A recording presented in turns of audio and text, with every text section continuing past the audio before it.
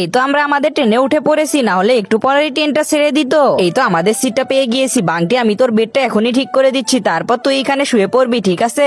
আচ্ছা মা, ঠিক আছে, তুমি তাড়াতাড়ি রেডি করে দাও। এই তো লোহাটা লাগিয়ে দিলাম, এবার এখানেও লাগিয়ে দিলাম। বাংটি তাড়াতাড়ি উঠে যা। আচ্ছা মা, ঠিক আছে, আমি উঠতেছি। এই তো উঠে পড়লাম। দাঁড়া, বালিশটা দিয়ে দেই। এই জেনে বালিশ, এখন এখানে চুপচাপ ঘুমিয়ে পড়। আমারও অনেক ঘুম আসতেছে, আমি এখন এখানে ঘুমিয়ে পড়বো। কালকে সকাল সকাল আমাদেরকে উঠতে হবে। আরে বাবা, এটা কি? এই লোকটা এভাবে কি দেখতেছে দেখি তো। আরে এই লোকটা কিসের দিকে যেন ওইভাবে তাকিয়ে আছে, আমাকে এখনই দেখতে হবে। নিচে দেখি তো। আরে কিন্তু নিচে তো মা শুয়ে আছে। এবার বুঝেছি এই লোকটা কিসের দিকে তাকিয়ে আছে। এই লোকটার এখনই কিছু একটা করতে হবে, না হলে লোকটা ওভাবেই তাকিয়ে থাকবে। তাড়াতাড়ি আমার আঙ্গুল দুটোকে এইভাবে নিতে হবে।